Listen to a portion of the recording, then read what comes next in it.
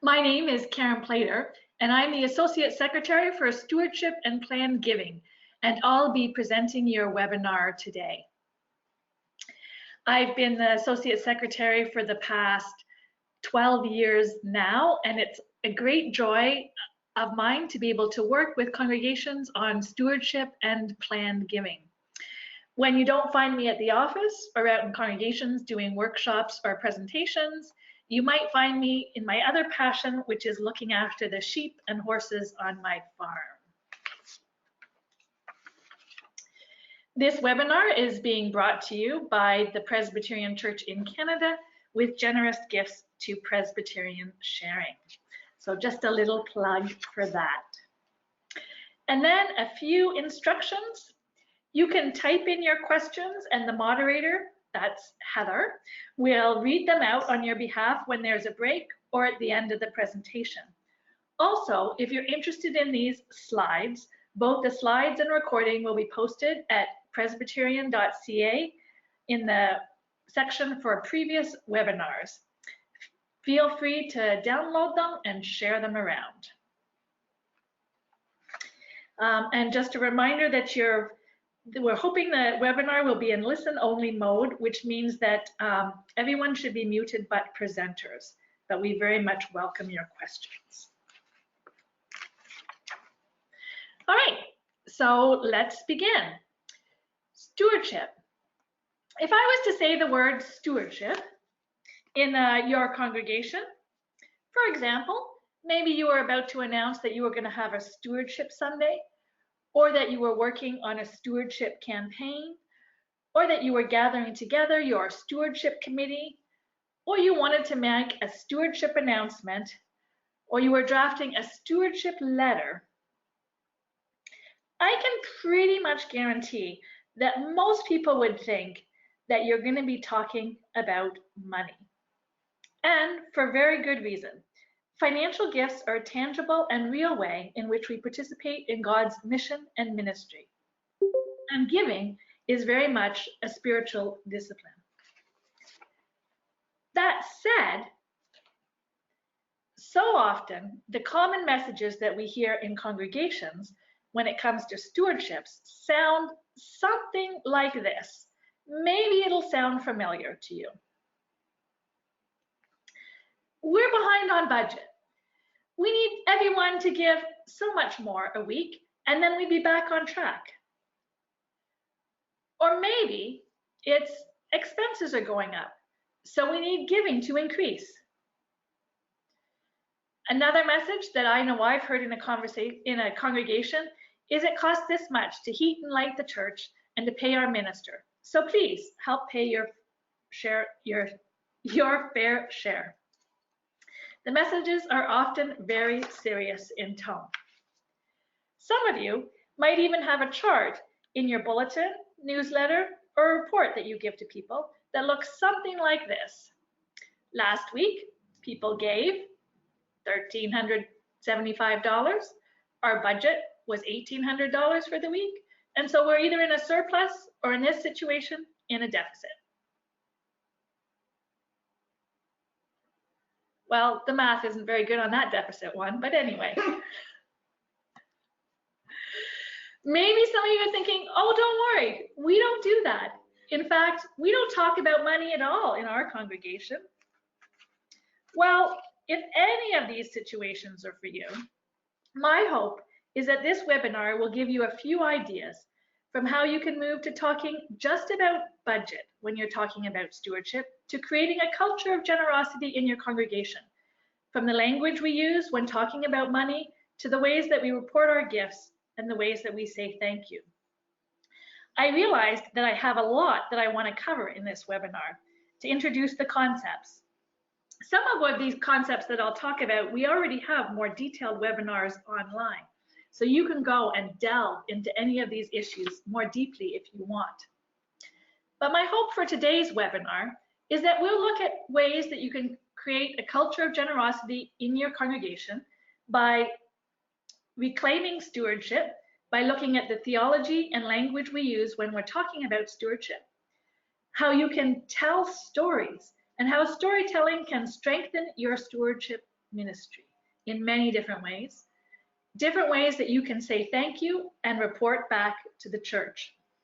Now, there's many other things that your stewardship committee may be involved in and in doing, but I'm going to highlight these to help get you thinking about what you might be doing and how, just different ways that you might approach things.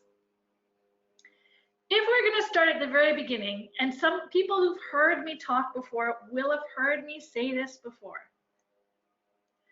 that when we talk about stewardship, it's not just about giving to a budget, or it's not about giving to a budget. It's about responding to the call of God in our lives with all our gifts, our time, our treasure, and talent. So we have to start thinking that stewardship isn't just about finances. It's about the way we live our lives. When our language around stewardship is only centered on the need to raise sufficient funds to cover the bills, we can lose sight of what it means to be good stewards. We can think more about how much do I have in my bank account and can I really afford to give? What's my fair share and how much should I give to church in that? Rather than, what has God given to me? How am I using it to be a good steward? And what can I give back to God? Now, some of you may be saying or thinking, but we need to pay the bills. The thing is that if the only message somebody hears about stewardship is about giving money or about the church's budget or what the church needs, we lose both the richness of stewardship and what it means to be involved in God's mission and ministry. And people can start to think of the church as just another fundraising agency looking for looking for my money, rather than stewardship being a spiritual discipline as something that I'm part of. Stewardship in the Bible is a really rich theme. The Greek word for steward is economos. And we're told that the economos is the person who knows the economy of the owner, the overall plan for the estate, the owner's deepest intentions and greatest hopes. The economos would see to it that the work was done well and properly, often when the owner was away. So stewardship is inviting us to live out the will of God as revealed in scriptures, and especially in Jesus. I think that's exciting. It brings to mind things like love, faith, hope, compassion, teaching, and equipment. That's all part of it. That's why I think that the Stewardship Committee should be one of the most exciting committees in the church. We should have fun doing this and live it out. So we need to think and keep this in our mind, because we want the language that we use when talking about stewardship, and especially when talking about financial stewardship, to reflect our theology and to reflect this great call that we have in how we can participate in God's mission. So let's look at a few of the concepts that can underpin this in our stewardship ministry. The first one, and the most important thing, I think, is that when we're talking about stewardship, we can't lose sight of it's about grace. In some of our previous webinars, we've looked at the passages from 2 Corinthians chapter 8 and 9, which are great stewardship passages, and you could go really in depth, and we have done webinars on just these ones. It's about Paul's offering as he's writing to the church and collecting an offering. Well, he says in this, over 12 times, talks about the grace of God. We want you to know, brothers and sisters, about the grace of God that has been granted to the churches of Macedonia. Grace is such an important part of stewardship that we can't lose sight of it. I recently read a new book, and I'd recommend it to you, called Gracious Stewardship, Developing the Church in the Way of Jesus, written by Sean Mitchell and Millie Snyder. There's a whole bunch of great stuff in this. It was published in 2018, so it's really current, and we got it for under $20 on Amazon.ca. So there's a little plug for that. Gracious Stewardship is the title of the book, and it's a theme that goes through it. Well, I really liked how they used the parable of the prodigal son to examine the concept of grace-filled stewardship.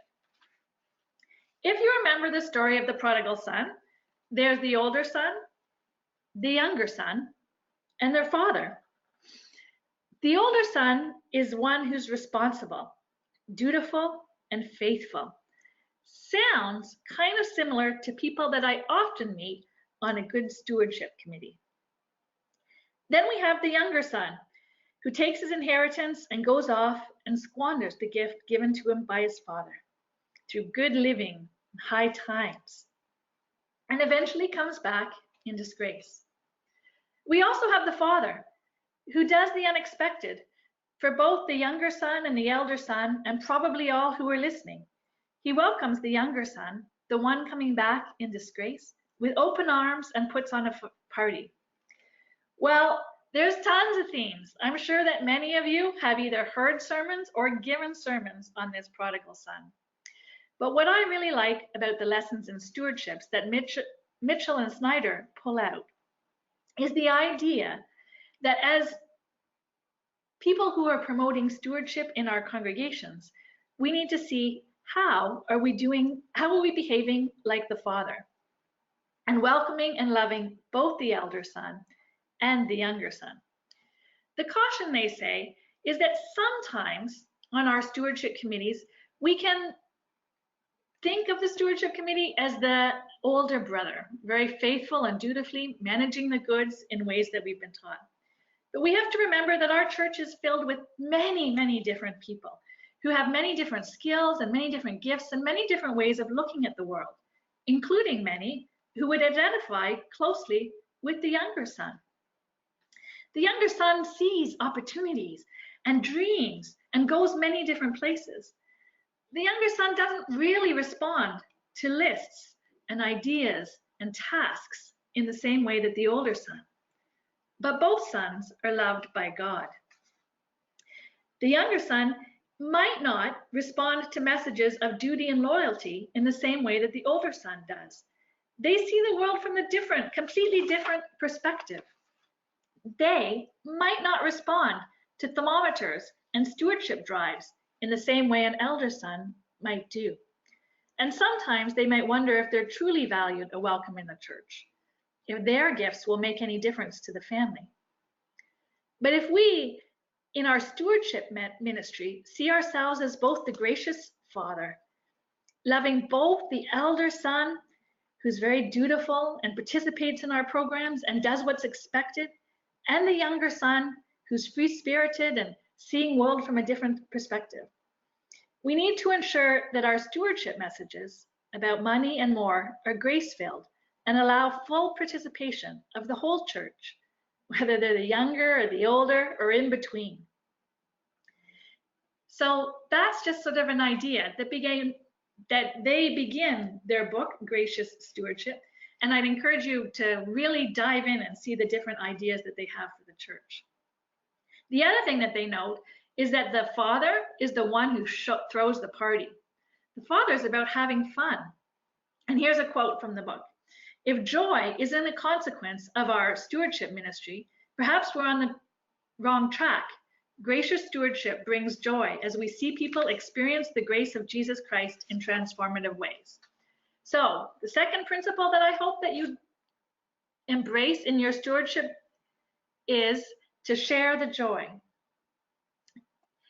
Another great quote from the 2 Corinthians chapter 9, each of you must give as you've made up your mind, not reluctantly or under compulsion, for God loves a cheerful giver. Whenever I talk in congregations, I remind them of this, that this is one of our principles of giving. This is supposed to be fun. At the beginning of the month, I was visiting a church who was launching their Stewardship Sunday. And it was a time where they were getting ready to intentionally talk to their congregation about giving. They did it by having a lunch that was so fun. A generous and delicious lunch was prepared, and there was lots of conversations going around the table. It helped set the tone. It created an atmosphere for fellowship and relationships. In fact, sometimes there was so much talking around the tables that it was hard to do a presentation. So this is very important. Let's remember in stewardship, we're involved in sharing God's grace and that we're helping people participate in the joy of God's ministry. The other thing that really is important for us to underpin any stewardship ministry, and particularly when it comes to talking about money, is that we're encouraging people to give out of what they have. Here's another great quote from our 2 Corinthians. For if the eagerness is there, the gift is acceptable according to what one has, not according to what one does not have. When we're asking people to participate in God's ministry, we're asking them to do so out of what they've been given. Give what you have to give. Whether it's, if you've got money, give money. If you've got time, give time. Sometimes I find like it's harder and harder. That's the harder thing that people today are finding time to give. Share your sense of humor. Share your wisdom. Share your insights. We want people to feel part of the church and that they can participate in many different ways. It's a principle that the more people are involved, the more financial giving increases. But we don't get people involved so that people will increase finances. It's just something that happens. I see that a question's popped up. James McDonald has asked, should we or how might we celebrate even when we raise less money than we hoped? Great question. Yeah, definitely. The thing to celebrate is that people gave, and to think about what can be accomplished when you're with the gifts that have been given. You can always find things that you can discover. I'm going to actually move on to the next slide because it talks a little bit of that. One of the things, so if we think about that we're asking people to give according to what people have, we also want to think about, is our theology coming from a perspective of abundance versus scarcity? And are our stewardship messages sharing abundant messages or scarcity? How do we move from being afraid of scarcity, that there isn't enough, to trusting God's abundance? And that's a little bit connected to the question which was asked. Are you a glass half full or a half empty type of person? It's funny how we can look at the world and sometimes see different things, and sometimes we just need a new perspective. We don't see how our stewardship messages can paint a world of scarcity. We don't have enough, we're behind budget, we didn't raise what we expected. Key to our stewardship is the belief that God provides and has a track record of coming through, and so that God will provide what we need. The Bible's full of stories of abundance. The loaves and fishes story, the changing the water to wine. Can you think of stories where God has provided in your congregation? It's a great thing to think of and to share them because it inspires people to think about how they can be vessels of God's participation. So the idea that we want to do is that when we begin to talk about stewardship and people hear about stewardship Sundays or the stewardship campaign or a stewardship announcement or a stewardship letter, that it's very much enriched with these messages, that we're sharing joy and God's grace, that we're sharing message of abundance when we are sharing these, and that people don't think, oh, it's just the church asking for more money. The other thing is that we don't want to limit stewardship messages just to these times. We want to incorporate stewardship themes into the preaching and studies and activities throughout the year. Teach in your congregation what stewardship means and how people can be a part of it and embrace it. In the spring, we did a whole webinar about the resource from the Ecumenical Stewardship Center called Devoted to Generosity. This is a great program because it looks at stewardship themes in the scripture that come throughout the year, the liturgical year. And it's got good examples of how you can pull out stewardship themes out of scriptures. If you're interested in a copy, the PCC provides it free of charge, and you can email Heather or I and we'll send you the link so that you can access that. It's got lots of children's stories, worships, music, Bible studies, Just so much themes of how you take stewardship and develop it into your messages. So let's go back to some of those common messages. How do we change the narrative from we're behind on budget? Why don't we start with thank you for your gifts? What do we say instead of expenses are going up, so we need giving to increase? Well, let's invite people into what they're participating in. You're enabling vibrant worship in our community. You're making a difference in our community. Share stories of a life transformed. Rather than saying messages like, it costs so much to heat and light the church and to pay the minister, well, let's say, what are people's gifts doing and how are they transforming lives? It's not just to say that you can't share budget figures with your session and with your leadership and where you're at. The point is, if that's the only thing that you're sharing, then people only see such a small fraction of what God is doing and is actually at work. And if you're sharing messages with your congregation and you're wanting to inspire them to give, they need to hear stories of hope and opportunities of how to give and see how their gifts are transforming lives. Which takes us to part 2 of this webinar, the power of storytelling. Does anybody else have any questions though before we move on to that?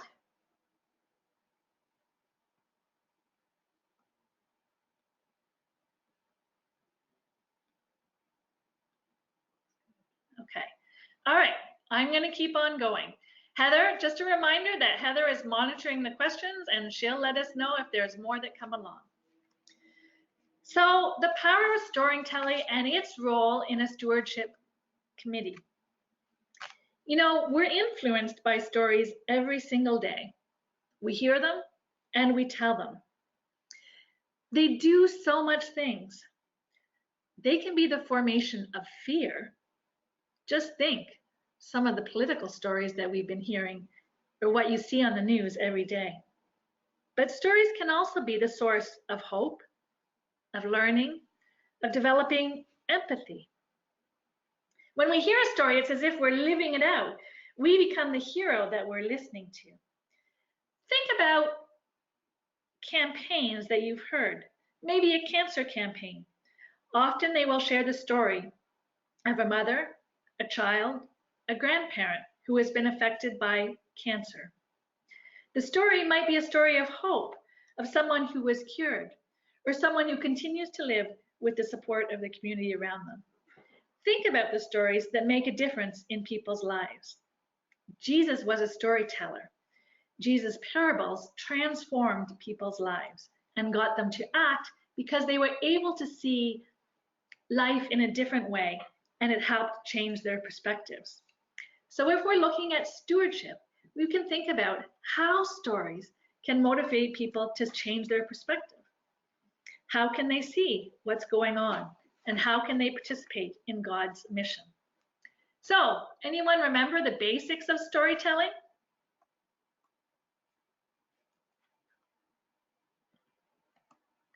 Well, let me take you back to your classes. We had who, what, where, why, when, and sometimes they let us use how. These are the mechanics of storytelling. It's not rocket science, but sometimes we find it really hard to tell them. What we want to do is tell stories that are real and full of humanity, full of tears and worries, hope, prayer, faithfulness, and transformation. Sometimes we need to step back, though, and see God at work and to really see what's going on in our congregation. Who can we ask to share the stories? And what will they tell? We want the stories to be human stories, stories that people can relate to, stories that tell people stories rather than just the numbers. And that's why we so much want to say, it doesn't matter what the heat and the lighting bills are. What matters is, what does our church provide? A place where people can come to worship God, a place where they come and share activities. Tell the stories of the people who are participating in worship, who are participating in the programs, who you're reaching out and sharing. You can also use stories of people just to share and inspire. How does their stewardship change lives? How have you seen them give their gifts? Invite people to share their own story about why they give and how they participate in stewardship. Make sure that your stories are real, people can relate to, that they're compelling.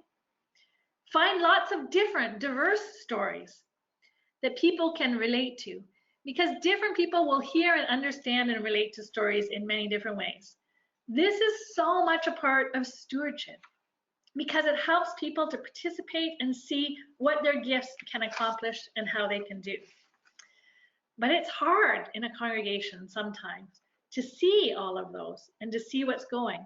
How can we change our language, and how can we do that? One tool that I know I promote again and again is a narrative budget. A narrative budget takes your regular and normal budget, where expenses are laid out in terms of heat and salaries and supplies, and looks at how they are taken and puts meaning to them. So it combines all of the costs and ministry descriptions, and it puts a quality to them.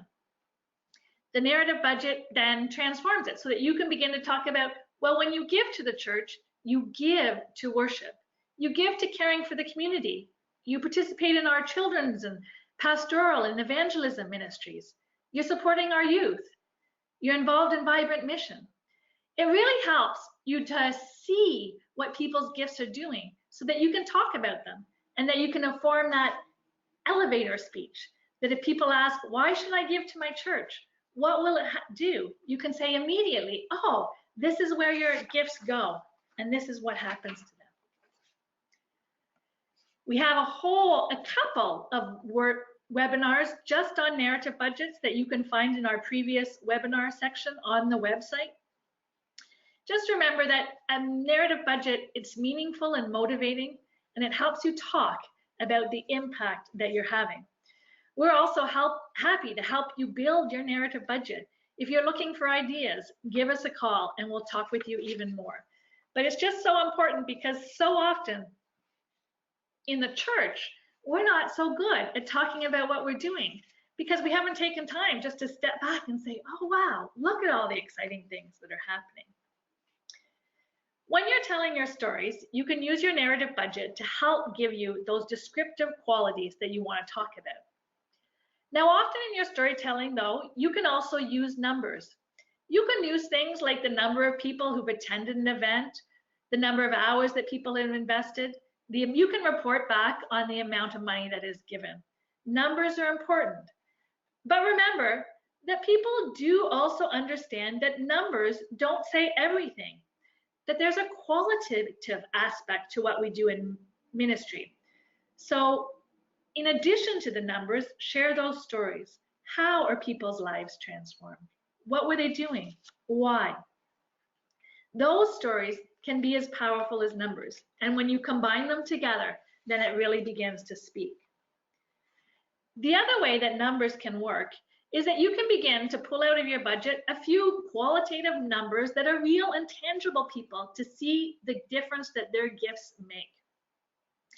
So this can be, you don't want to say this is how much pays for our heating bill, but you can say this provides for Christian education material in our church, or so much provides a hot meal. If you have a range of numbers ranging from small to larger, people will just see the impact that their gifts can have and the needs, and they'll see the different needs of the church. So you transform your message from we're behind budget or we don't have enough to here are the different ways you can participate and help us do and participate.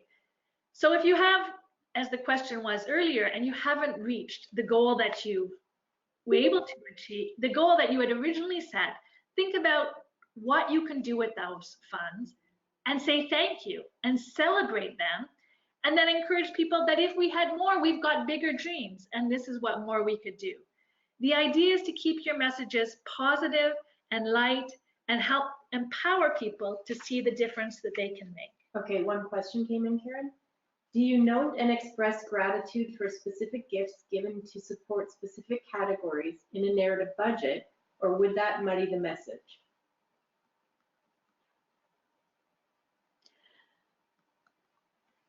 Oh, I think that you can definitely say thank you for specific gifts that have been given in the narrative budget. I think we can celebrate everything. It's important to note that in today's day and age, people will give undesignated gifts. They will give to support the overall mission of the church. So they want to see, if I do that, what will I give and what will that accomplish? But other people will be like, I remember when I was a kid that I really liked participating in Sunday school and I really want to help support that. So I'm going to give those gifts. So I think it's all of them work together to accomplish the same thing. So you can look at all the totality of all the gifts and say, what are they accomplishing together? And then you can break them out. All right, so now you're telling your stories. Say you've collected them. Where can you tell them? We can use our storytelling in your sermons. If you're the minister, think about that, or encourage your minister. Gather stories, real people in our church. You could have mission moments and stewardship moments where different people in your church share their own stories and their testimonies, or where you gather the stories from the ministries that you're doing and you share with them. They can either be specific people. The more specific you can get, the better. If you can get permission to share somebody's story, if you can have somebody share their own story, even more powerful. But if there's reasons that you can't be specific about who, then just say that. Say that one person or an anonymous, or that you can't share because you need to protect an identity.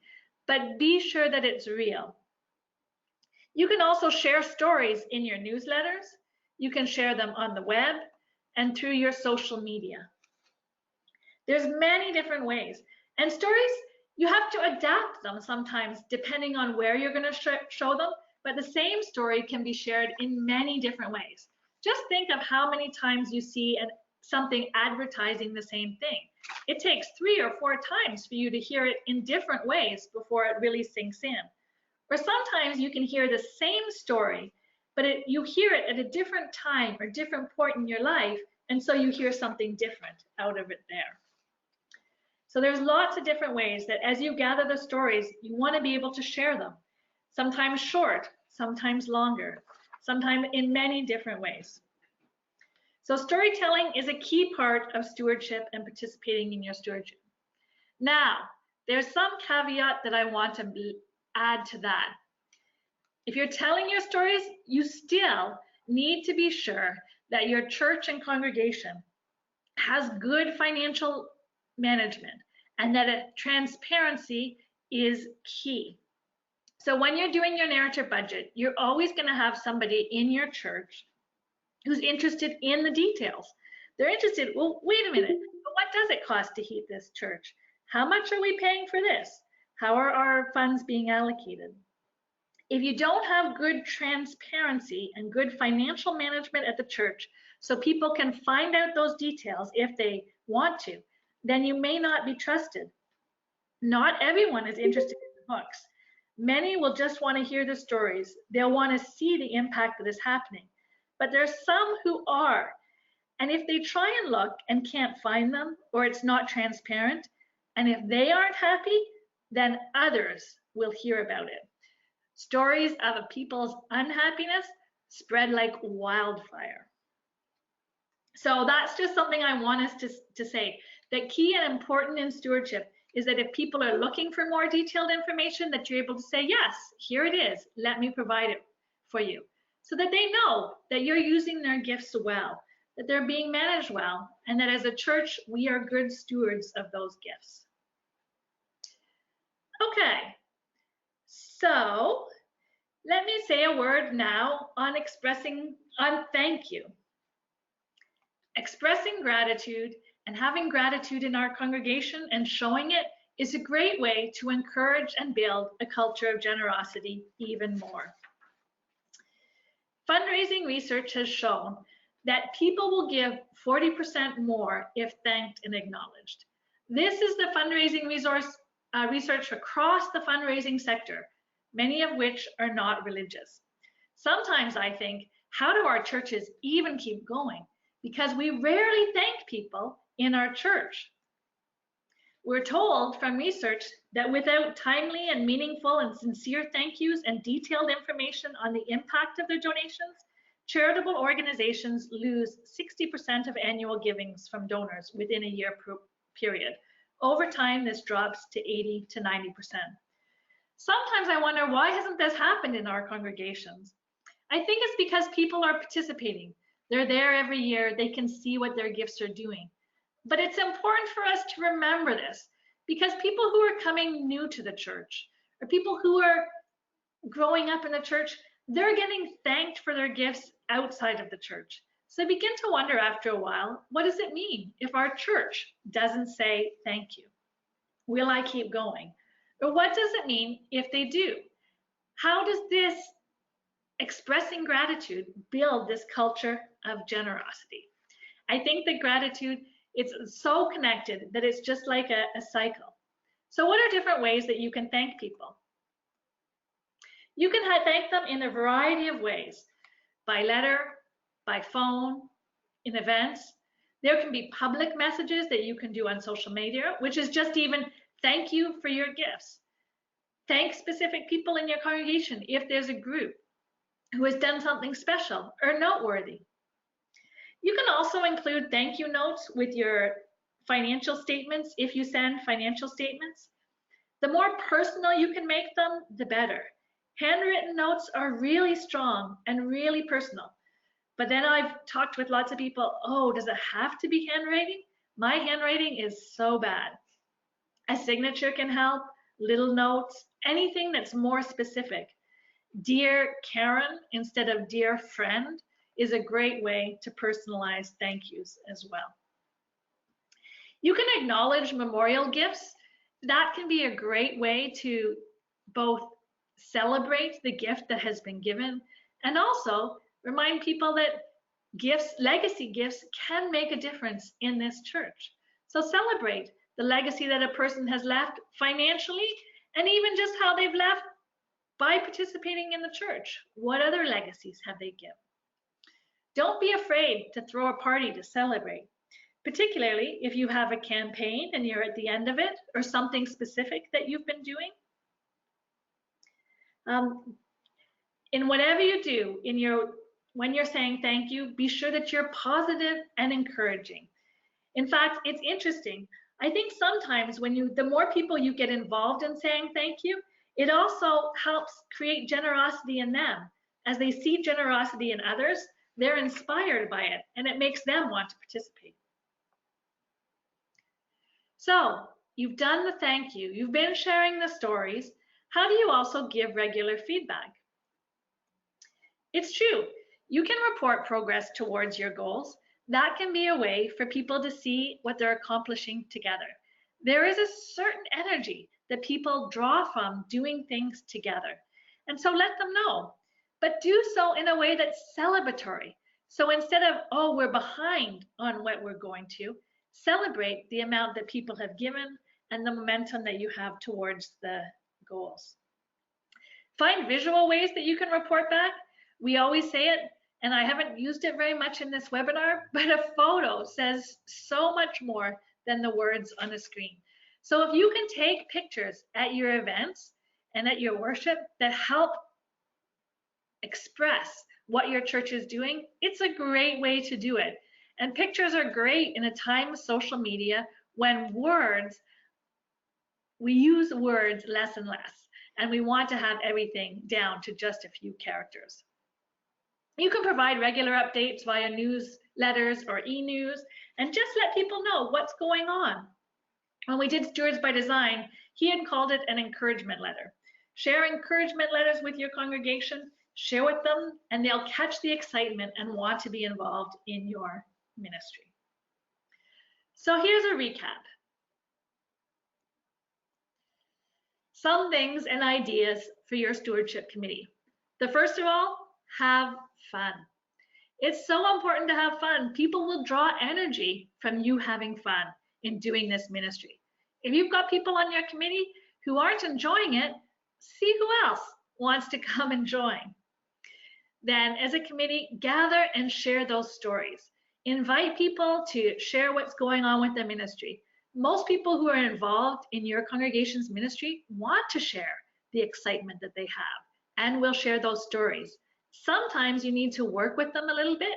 Use those 5 W's and that how word and get the details as much as you can. The stories don't have to be perfect. They just have to be sincere and real. Change your language. Look at, are we using language of abundance or are we using language of scarcity?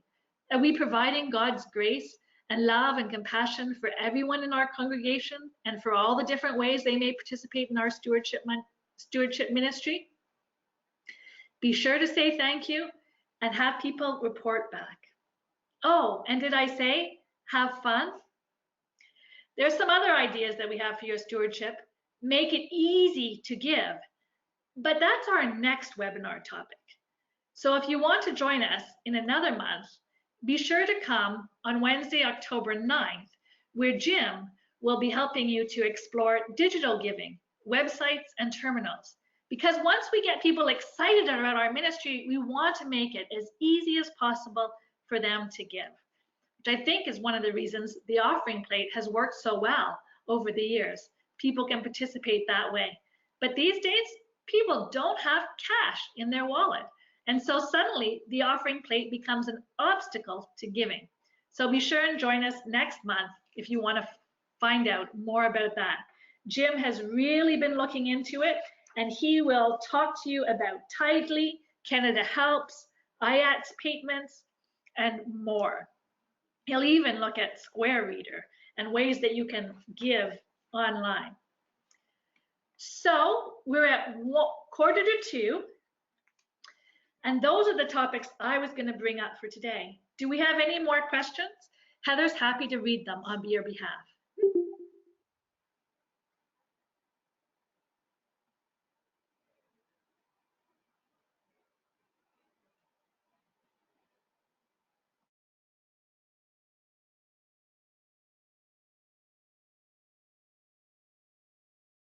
Thanks, Mike. Okay, you can still, if you're still writing questions, keep doing it because Heather will ask them.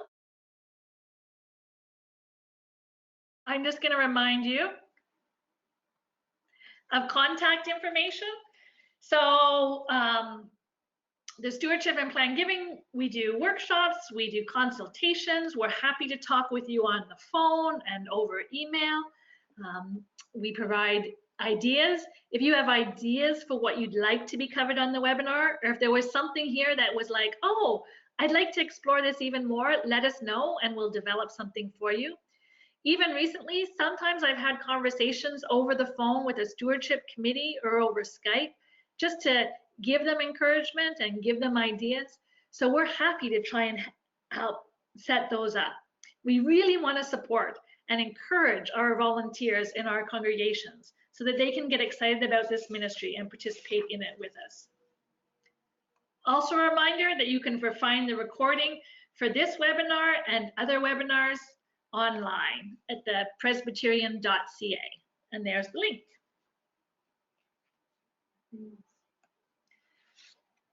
All right, I feel like that was a lot of talking for me today, and if any of you know me, I really appreciate an interactive webinar, an interactive workshop. So these webinars, wow.